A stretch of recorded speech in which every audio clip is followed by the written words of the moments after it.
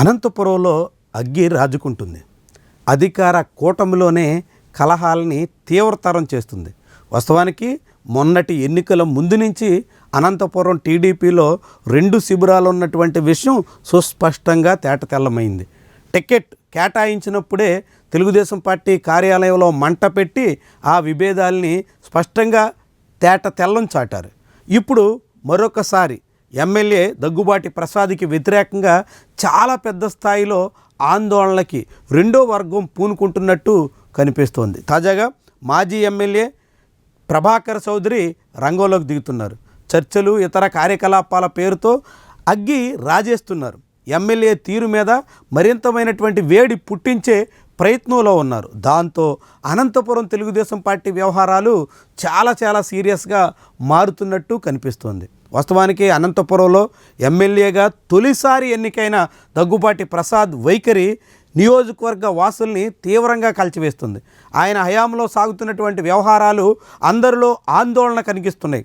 అనేక రకాలుగా అలజడి రేగుతుంది. 3 రోజుల క్రితం ఏకంగా ఒక ఆప్టికల్ షోరూమ్ని ఆక్రమించేసేటువంటి ప్రయత్నానికి ఎమ్మెల్యే అనుచరులు పూనుకున్నటువంటి వైనం చాలా పెద్ద దుమారం రేపింది. సోషల్ మీడియాలో చాలా వైరల్ అయింది.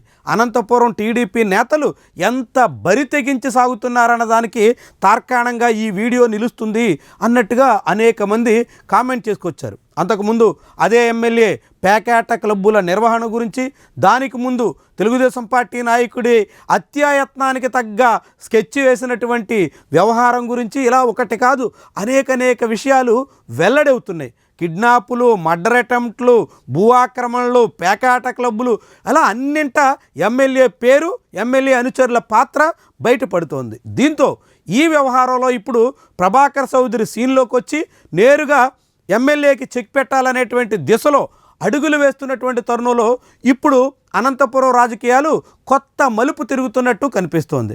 అదే సమయంలో జనసేన పార్టీ నేతలు కూడా ఎమ్మెల్యే వైఖరితో తీవ్రంగా విభేదిస్తున్నారు. జనసేన చెందిన కొంతమంది నేతలు సర్దుబాటు చేసుకుంటున్నప్పటికీ అత్యధికులు మాత్రం ఎమ్మెల్యే వైఖరిని ఏ మాత్రం సహించబోము అన్నట్టుగా చెప్తున్నారు. దీంతో వ్యవహారం చాలా దూరం వెళ్ళేలా కనిపిస్తోంది. అనంతపురం రాజకీయాలు ఆసక్తికరంగా మారే దిశలో మళ్ళుతున్నాయి.